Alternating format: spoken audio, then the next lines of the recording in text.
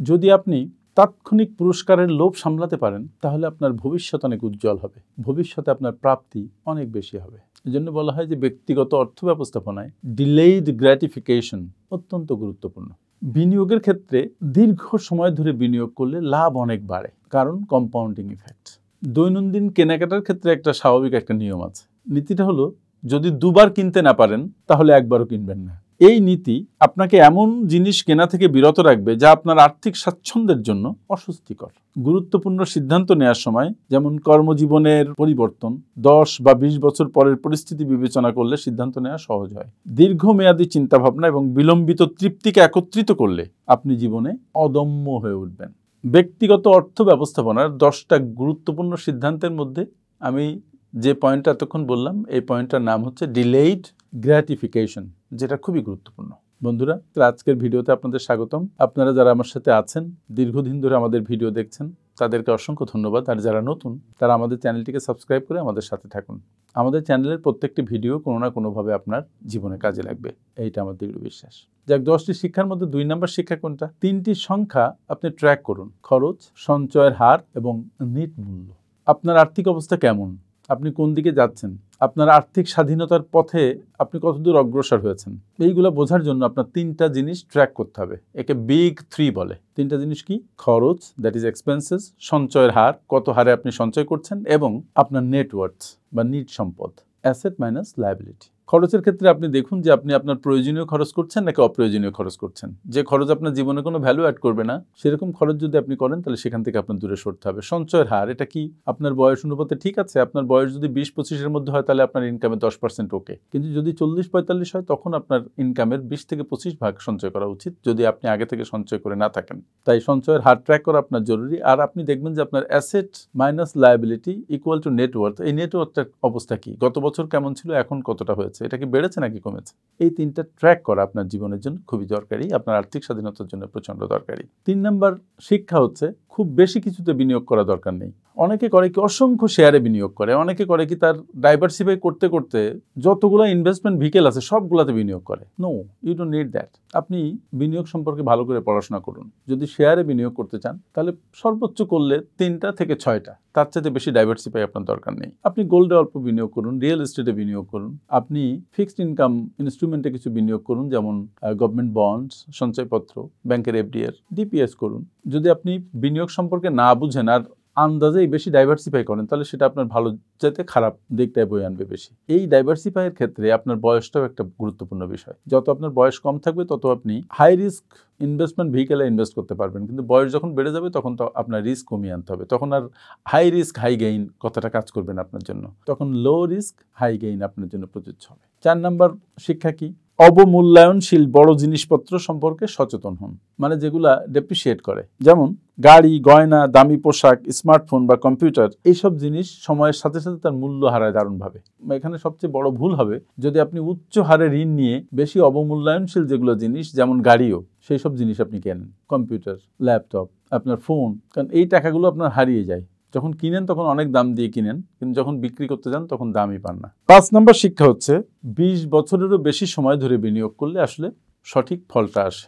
বিনিয়োগকে সবসময় বলা হয়েছে দীর্ঘমেয়াদী বিনিয়োগ করতে। ওয়ারেন বাফেট, বিনিয়োগ গুরু, উনি বিনিয়োগকে লম্বা সময় ধরে থাকতে বলেছেন। ওনার বিনিয়োগ আছে 50-60 বছর ধরে বিনিয়োগ করা আছে। চার্লি মাঙ্গার, ওয়ারেন বাফেটের বন্ধু, উনিও একই কথা বলেছেন যে বিনিয়োগ যত লম্বা হবে তত তার মানে কম্পাউন্ডিং ইফেক্ট অনেক বেশি হবে এবং আপনার সম্পদ তত বেশি বাড়বে। লাস্ট 5 ইয়ার্সে ওয়ারেন বাফেটের সম্পদ মূল্য সবচেয়ে বেশি বেড়েছে। এটা তাই হয়, যদি 20 বছর আপনার বিনিয়োগ করা থাকে কোনো সম্পদে, দেখবেন যে শেষের 2-3 বছর আপনার অনেক বেশি বেড়ে গেছে, because of compounding effect. Compounding effect is magic. এটাকে আলবার্ট আইনস্টাইন বলেছেন যে 8ম আশ্চর্য, 8 ওয়ান্ডার্স অফ দ্য ওয়ার্ল্ড।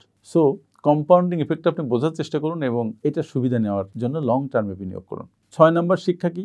শুরুতে সঞ্চয় হচ্ছে সবচেয়ে গুরুত্বপূর্ণ। আমরা জানি যে শুধু সঞ্চয় করলে আপনি জীবনে অনেক বেশি টাকা বানাতে পারবেন না, কারণ সঞ্চয় আপনার ইনফ্লেশনকে বিট করতে পারে না। আপনার দরকার হচ্ছে বিনিয়োগ করা, কিন্তু বিনিয়োগ করার আগে আপনার সঞ্চয় করতে হবে। প্রথম কি সঞ্চয় করতে হবে? আপনার 6 মাস থেকে 1 বছরের এমার্জেন্সি ফান্ড, এই সঞ্চয় দিয়ে আপনার শুরু করতে হবে। সঞ্চয় শুরু করলে আপনার যে হ্যাবিটটা হবে, সেই হ্যাবিট আস্তে আস্তে আপনাকে সঞ্চয়মুখী করবে এবং একসময় বিনিয়োগের দিকে নিয়ে যাবে। যখন আপনার হাতে অল্প টাকা থাকে তখন আপনার খুব অ্যাগ্রেসিভলি সঞ্চয় করা উচিত, কষ্ট করে সঞ্চয় করা উচিত। উচিত। সঞ্চয় করে আপনি আপনার ইমার্জেন্সি ফান্ডটা গঠন করার পরে এবার আস্তে আস্তে বিনিয়োগের দিকে যাওয়া উচিত। এই জন্য বলা হয় যে জীবনের প্রথম দিকে সঞ্চয় ভেরি ইম্পর্টেন্ট। অনেকে জীবনের প্রথমে অনেকে ঋণ নেয় এবং তারা পরে বিপদগ্রস্ত হয়। আপনি ঋণের ধারে কাছেও যাবেন না প্রথম দিকে, কষ্ট হলে হোক। সঞ্চয় করুন, সঞ্চয় করুন এবং সঞ্চয় করুন। পারলে ইনকামের একটা বড় অংশ আপনি সঞ্চয় করুন।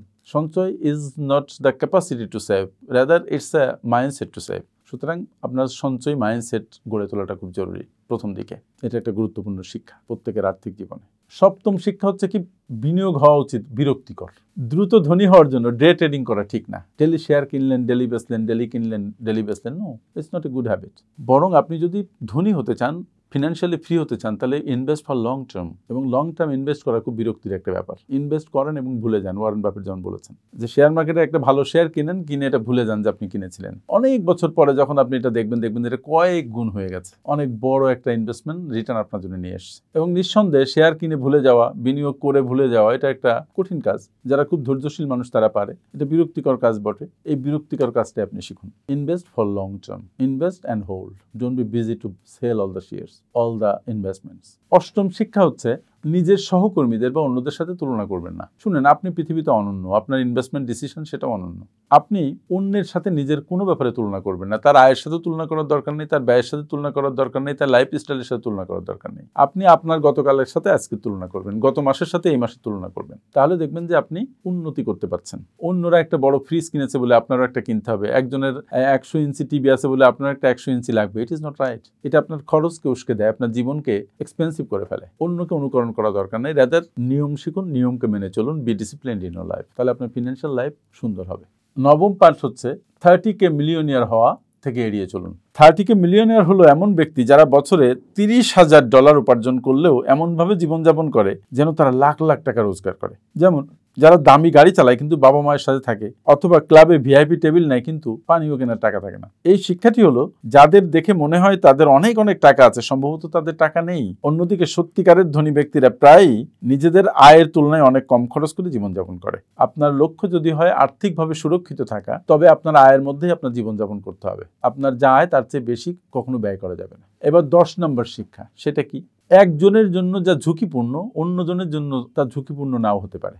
একজনের জন্য একটা কিছু অনেক ঝুঁকিপূর্ণ হতে পারে, কিন্তু আরেকজন মানুষ হয়তো সেই ঝুঁকিকে হ্যান্ডেল করতে পারে, তার জন্য সেটা ঝুঁকিপূর্ণ নাও হতে পারে। আবার আপনার জন্য হয়তো একটা জিনিস মনে হচ্ছে কম ঝুঁকিপূর্ণ, কিন্তু আরেকজনের জন্য সেটা অনেক বড় ঝুঁকিপূর্ণ ব্যাপার।